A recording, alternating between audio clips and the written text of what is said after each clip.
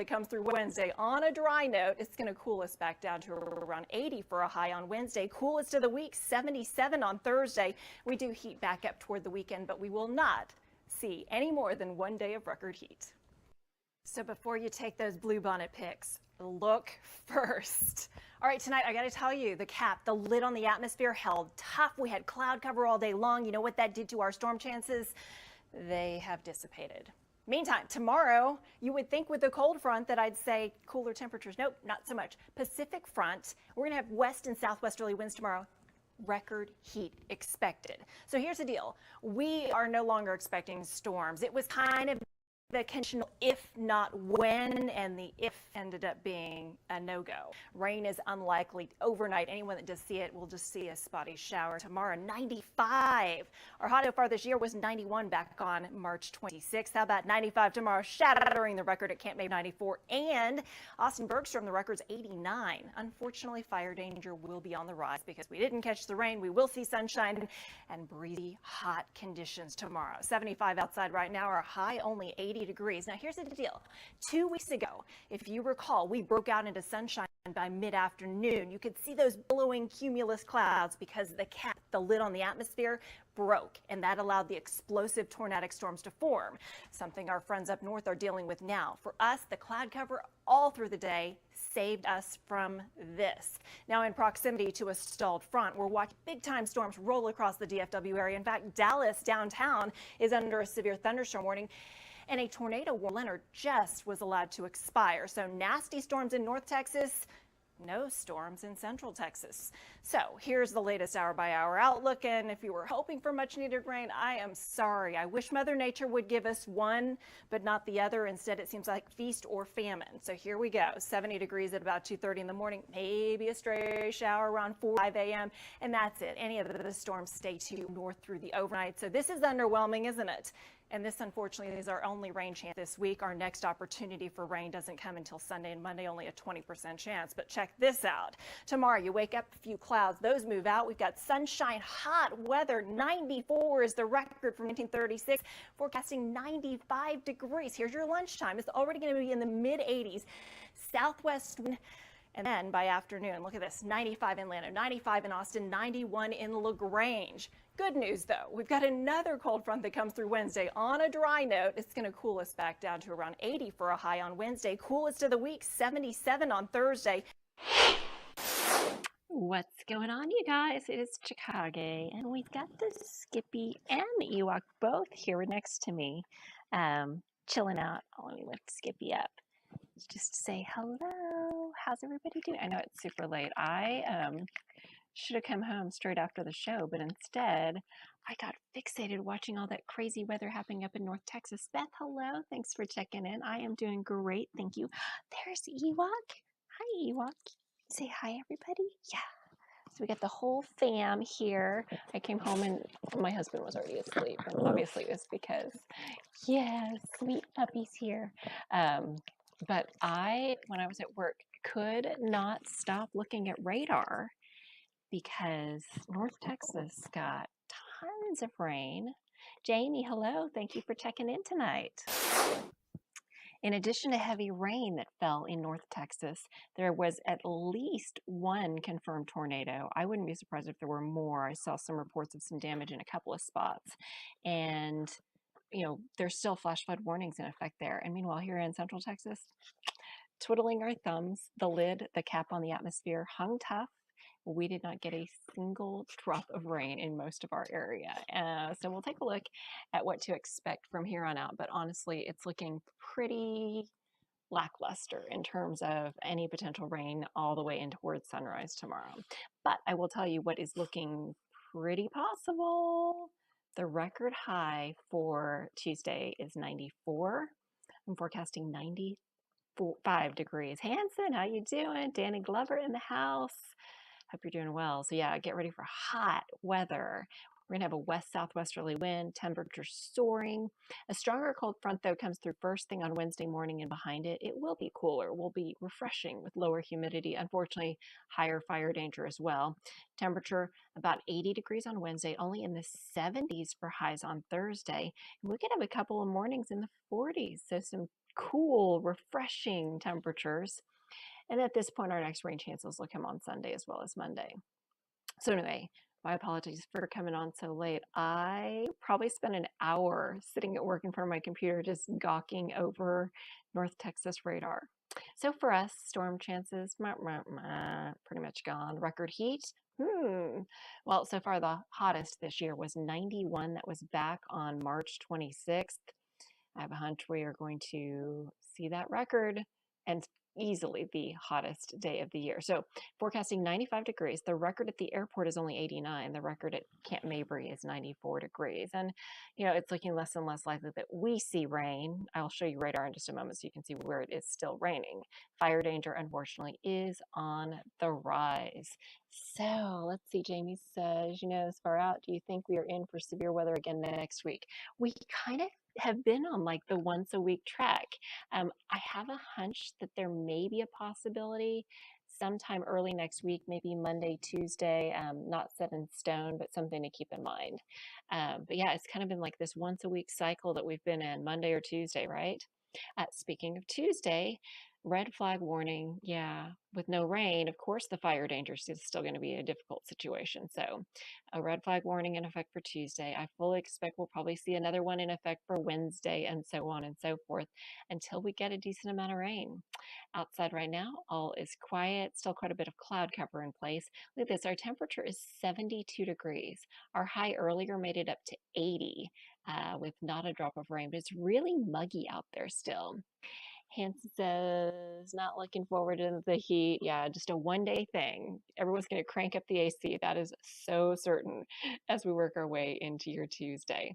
All right, so here's the lay of the land. The big story is that we still have a tornado watch up in Northeast Texas. The dry line out west. At one point, I was watching this stuff pretty closely, thinking surely some of this would be generated and would send us some showers. It just has not materialized. But let's take a closer look at North Texas, where things got pretty hairy. And still, those bright red boxes, those are flash flood warnings that are in effect, including for the city of Dallas, a flash flood warning, I should say. Dallas, Garland, Grand Prairie, Irving, all under flash flood warnings. Those are in effect until 2:45 in the morning. Just because I think you guys need to see how bad it was.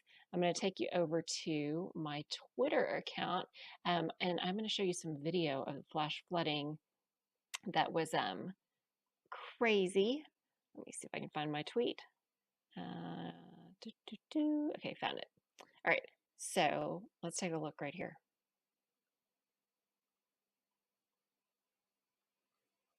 And this is over right around 11:30 tonight. And if you take a look, this is driving on 635 and Midway in North Texas / Farmers Branch.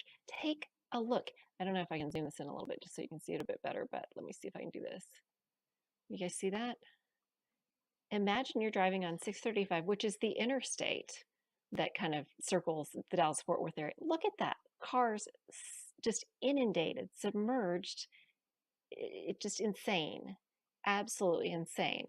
I worked in Dallas a long time ago, and I actually would drive on Midway at 635 all the time. So this, my friends, is why there is currently a flash flood warning still in effect for the DFW area. Is that not crazy? And here we are. We can't buy a drop of rain, it seems. So anyway, unfortunately, there's going to be a lot of cleaning up there. I did see reports of water rescues taking place near McKinney, just a ton of rain. So here's a current look at radar, and just to give you an idea of where we stand now, tornado warnings have all been allowed to expire, but we have multiple severe thunderstorm warnings. Those are those outlined areas in the orange. I'll go ahead and toggle off the yellow, which is the severe thunderstorm watch, and then you can just see the storms themselves. But they're pretty nasty still, moving toward Athens, Mineola, Gilmer, Bear Creek. Nasty winds, heavy rain, and I'm kind of curious. I'm going to check and see if we can kind of track on here how heavy that rain may have been in the DFW area. So I'm going to look at the storm total accumulation. I have a hunch it was pretty amazing. Okay, so this is looking at 24-hour rainfall. And for those of you who are familiar with the DFW area, it looks like the heaviest rain was north, Plano, up toward Melissa, parts of Denton County, Collin County. Let's go ahead and query some of this. And it looks like there's some spots that have seen over 4 inches of rain. And it came down fast and furious. 3-4 inches of rain near the Galleria, North Dallas, a couple of inches. Carrollton got really heavy rain as well. Yeah, so a good chunk of 3 to 4 inch rainfall totals, and that is exactly why folks up there are dealing with the threat of flash flooding, even though the heavy rain has now pulled east of that area. But just incredible watching these storms push through. And earlier, when I was looking at radar at work, those of you who may be familiar with the town of Midlothian, there was a tractor trailer truck that was actually blown off. I believe it was I-35. I could be wrong, or maybe it was just another area. But there was a tornadic storm that kind of pushed its way near Venus and near Joshua and near Midlothian that really popped up. It was south of the Fort Worth area and then continued to push to the east, and just nasty, nasty storms. So anyway, clearly you can see a ton of lightning still ongoing. And the question now for us is, are we going to get anything, like anything? The tail end of these storms is probably going to just barely push past Waco. And our prospects of seeing much, if anything, out of this, well, are dwindling by the second. I wouldn't be shocked if we get nothing at all. Danny says, have the sidekicks subsided into slumber? Not yet. This one, he's sitting in my lap. I don't know if you can see him. He's sitting right in my lap and his eyes are wide open. So it's right there. But yeah, all's quiet on radar here locally. So no concerns about anything bad. And here's the hour by hour forecast, 2:30 in the morning. All right, let's keep going. 3:30 in the morning, maybe a shower in San Marcos, heading toward 5:30 in the morning. I mean, you get the idea. There is the potential of maybe a few storms just to the north of Milam County, but more than likely, the majority of our area basically just gets skipped and missed, and that's it. So any leftover spotty light rain showers and cloud cover will push out shortly after sunrise, and then that's it. Then we're seeing really hot temperatures move in. Here's a look at possible rain, and I mean, it's really sad. Ooh, San Marcos, 1/100th of an inch. Honestly, most areas will probably not see a single drop, which I talked a lot about it, last night on the news and in previous days, that whenever we have a situation where there is a cap or a lid on the atmosphere, those are situations where it's not a slam dunk that we get storms or severe weather. Instead, it's if storms fire, then they could be really bad. But there's a possibility they don't fire at all and we get nothing at all. And so that's what we ended up with. As far as temperatures, though, take a look at this. By 4 o'clock on Tuesday afternoon, 95 degrees. The record is 94, set back in 1936. So we'll go from clouds to sunshine, a warm southwest wind propelling those temperatures up. By lunchtime, I'm forecasting that we may already see a high temperature around 85 degrees already by lunchtime. And then as we head into the afternoon hours, temperatures continue to climb. Mason 95, Llano 95, Burnett 94, Round Mountain 94, 95 in Austin, 94 in San Marcos, 93 in Lockhart. I mean, I have a feeling people are going to be complaining. It's like, no, we don't want this. It's too soon. And then we wait for the next cold front. That front will be pushing through right around sunrise on Wednesday morning. So right now, I will go ahead and draw in where the front will be at daybreak on Wednesday, pushing through our area. And behind it, we'll have a pretty stout northerly wind, and we'll have much lower humidity, and it will be noticeably cooler. You'll probably walk outside Wednesday and go, ooh, it's refreshing outside. I'm forecasting a high temperature Wednesday afternoon of 80 degrees, which will feel amazing, and then give way to 40s and 50s for low temperatures the following day. So here we go, a record high on one day, and after that we quiet down considerably. Bob's awake. What's going on? Bob was up in North Texas earlier, Mineral Wells and near Alvarado, and not too far away from that tornado that touched down in the Joshua area and then worked its way to the eastward out of Johnson County and into Ellis County. For a short time, Waxahachie was also under tornado warning, but the circulation actually spun up to the north instead of over into to the east. And then eventually it basically flattened out and turned into kind of straight line winds. But scary stuff, and like really easy to spot those circulations on radar earlier. So here's a look at the Tuesday fire danger, very high in those areas that are under the red flag warning. We just need rain, and the system that came through didn't do it for us. So what's our next chance? Possibly Sunday or Monday or even Tuesday, we could see some low rain chances. But over the next 7 days, I mean, we're talking lucky to get a tenth of an inch. So there's not going to be a bandage for the drought. There's not going to be a substantial change. Instead, it's just going to be, I think, worsening. The heavy rain for the March 21st tornado outbreak is the only reason that we don't have a drought through places like Bastrop, Elgin, Lexington, and Rockdale. But with little rain since then, it wouldn't surprise me if those areas stretch a little bit into the abnormally dry areas. So here is a look at the outlook in terms of temperatures, April 13th through 19th. Average for most of Austin area, up in North Texas, a little cooler than average and warmer for the East Coast. So, I mean, a pretty pronounced cool down right through this whole area.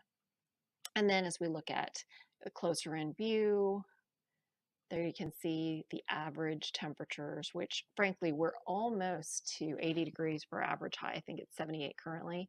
And then we also might see maybe a little bit more rain April 13th through 19th, but we're really right on that edge between average and above average in terms of precip. But honestly, something is better than nothing at all. Let's see. Danny says, who needs rain? Get onto that 90-degree heat so we can get in shape. Oh, goodness. Maybe if we have enough 90 to, close to 100-degree days, everyone will sweat out enough moisture to finally put some soil moisture in there. No, it doesn't work that way. Bob says you also have to stay awake because you still have to 2 hours before you get back home. Well, that's a good point. Stay awake. Don't fall asleep. Stay with it. As I'm just about to wrap things up. I mean, it is, after all, 1:13 in the morning. Anyway, so here's your forecast yet again. Honestly, no more drama, no more crazy storm chances. I know for Central Texas it wasn't crazy at all, but at least there was that potential. So I'm always a little bit on edge, especially when there is a situation where the Storm Prediction Center puts us under a risk. I mean, we were under a marginal risk in Austin and a slight risk, a level 2 risk in Round Rock and Burnett and up through Milam County all day long. And you know what we got? Nothing, absolutely nothing out of it. So it just goes to show you that in this situation where we were under what's called a conditional risk, that really makes all the difference in the world in whether we do or don't get storms. Now, you may recall back on March 21st, it was a situation where the sun broke out in a real hurry, and we quickly, I was just checking to see what the latest severe thunderstorm warnings are, still a tornado possible with a storm up in Van Zant County. And we'll take a closer look at that just because we can. So let's see where the Van Zant storm is. I think it's this one right here. And it's for some possible rotation, which I think we're kind of like in between radars, but right over here, there's a little bit of a possibility. Let me go ahead and put that into motion too, so that you can see. Just every little storm has a little bit of spin or rotation with it. But what's interesting to watch as well is the amount of rain that some of these storms have been putting out has been so impressive. So yeah, we watch and we wait as there are still severe thunderstorms ongoing. Some of them producing hail, like this one shows hail size of 1.75 inches. We're talking like golf ball sized hail out of that one, and it's moving about 33 miles per hour or so. So yeah, some potent storms that are going to be making their way toward the Tyler area, which Tyler's pretty populated. But basically, what is, and let me just put it on the the reflectivity. What is interesting in a situation like this is I'm going to go ahead and put it into motion. When you look at the storms, this big line, which we were expecting to have happen, we call it a bow echo because basically in general, it's a great big arc, which is indicative of wind damage. However, even though it's a big line, if you will, of storms, if you look closely, you're going to see right in here, there's a little notch, right in here, there's a little notch. All along these storms, you're seeing little things, little notches, and those little notches are areas of inflow that may be indicative of rotation. So then once you kind of can identify some of these little spots, then if you look at it in more detail, and I've got multiple different radar parameters, then you can get a better idea of whether any of these circulations or little appendages might have, brief spin-up tornadoes along them. The thing that's a little tricky that I'm finding right here is that it looks like we're kind of in radar terms, kind of on the edge of a radar, of where the radar beam shoots. So that's why, like, see this big ugly stripe of purple? It's kind of in my way because I'm wanting to pick out reflectivities or velocities, and it's kind of hard because I think we're kind of on the edge of the radar that we are seeing, which is the Fort Worth radar. So the farther out it is, the more difficult it is for you to really be able to see a good view. But this panel right here, the one on the top right, is the one that I would be most interested in looking for possible circulations. And what is it, my friend? Are you tired of me talking? Yes, you are. Okay, I'm gonna go ahead and get off the other computer too, the work computer. Be like, I am finished with it. But yeah, it's still going. So even though, oh, and the other thing I didn't show you all is the Storm Prediction Center outlooks for the next couple of days. You may have friends or family that are in other parts of the country that will be dealing with the next round. So, currently we're watching as the biggest threat of storms is from East Texas, Northeast Texas into Louisiana and into portions of Mississippi. But then let's take a look at the new outlook. Let's see. I thought they put out the latest one. So it says, click to see this outlook. I would have thought that the current one would be out. Well, this one will at least show you where the storms will be heading. Let me go ahead and zoom this in for you as well so you can see a little bit larger, just like so.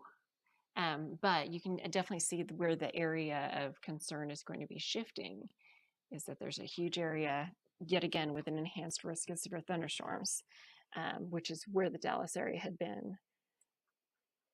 Stand by for half a second. I just got to send out an email.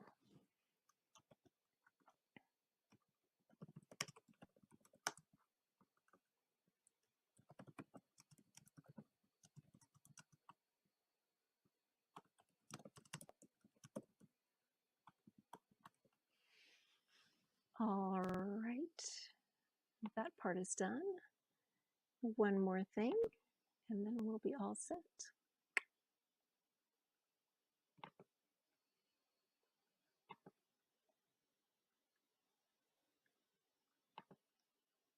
And almost there. Anyway, so yeah, that's the threat. And I'll show you the tornado threat. Let's go ahead and remove this. Tornado probabilities, which are concerning across the Southeast. A 10% risk, which it's so interesting now that Nicole Hartford, our former morning meteorologist, now that she's moved to Georgia, anytime I see something, this granted is a little south of Atlanta, anytime I see something going on there, I'm like, oh, I bet Nicole's going to be busy.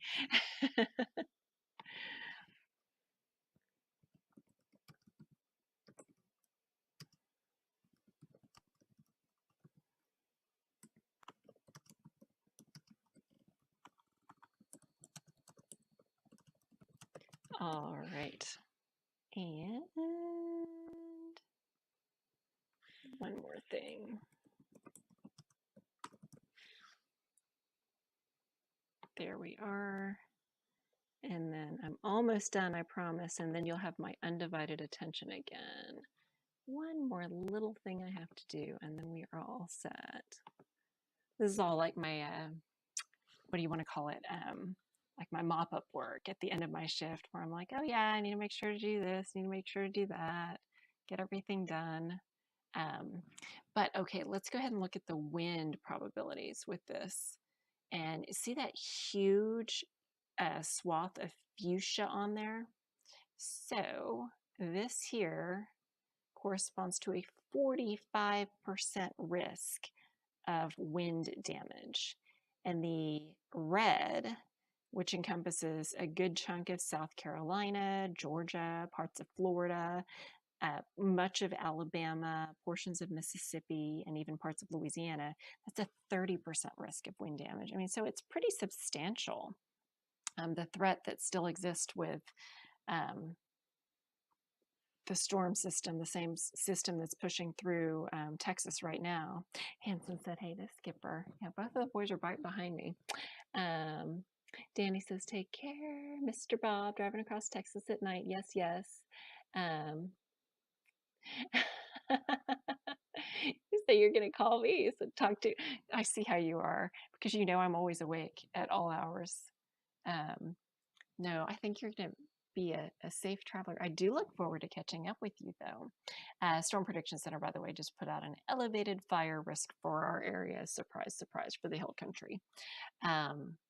But, we are looking at a more significant weather day, another significant weather day across the southeast, and then hail potential not as high, about 15%, the areas you see in yellow.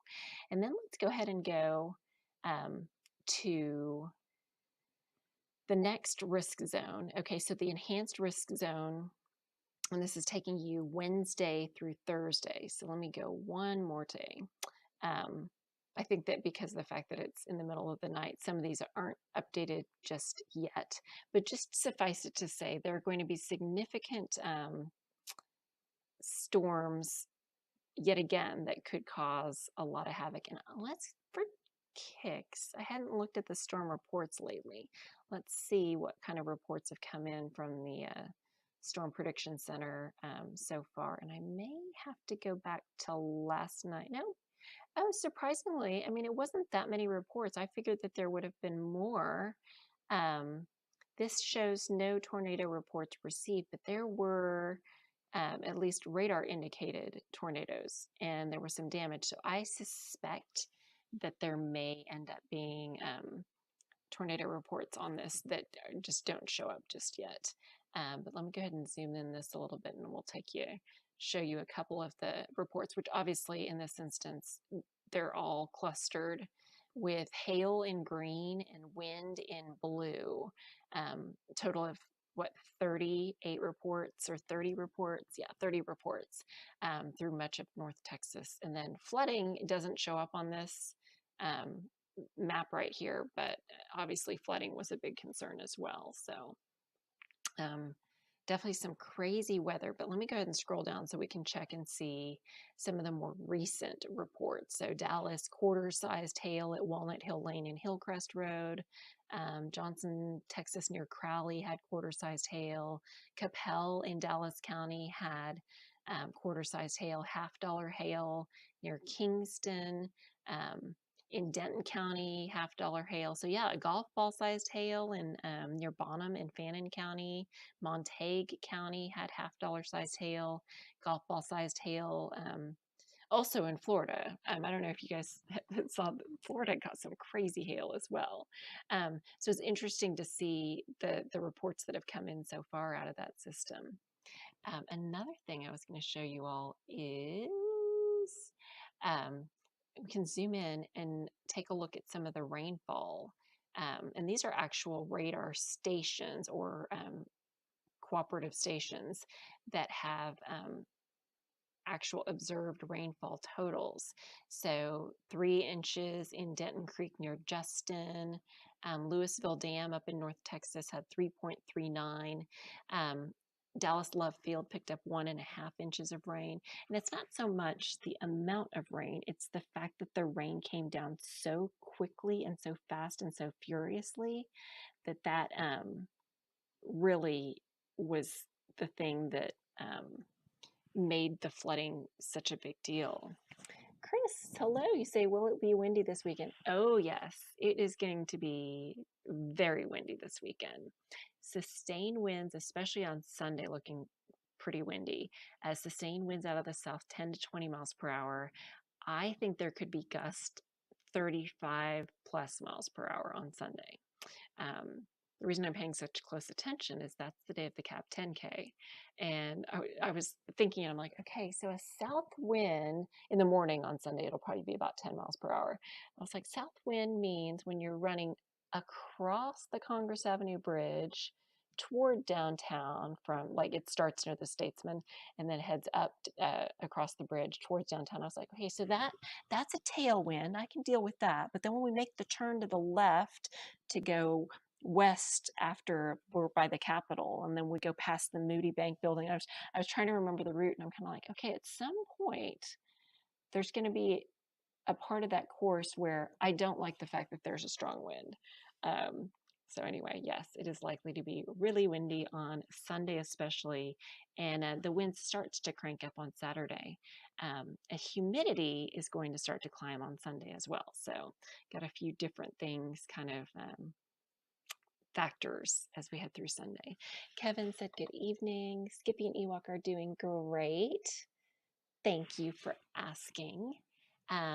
So anyway, I think I'm going to go ahead and wrap this up since it's so late. But yeah, the big story, for everyone is basically just watching the system, that's missing us, but moving off toward the east, and basically a big wind event. And it's so sad.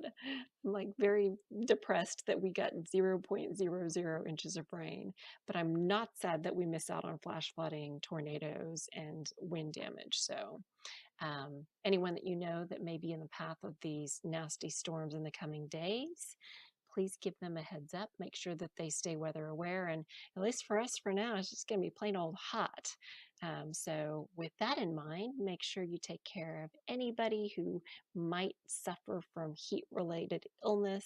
One note is that the whole thing, it's been a while, but make sure that you take care of pets and don't leave them in the back of your car, because heat exhaustion and that kind of thing.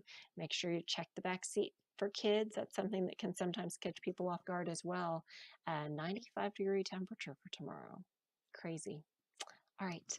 With that said, thank you as always for checking in. I know a lot of times I do this in the middle of the night, and I always appreciate anyone who's willing to stay up late and hang out with me. But the stories for Tuesday, record heat.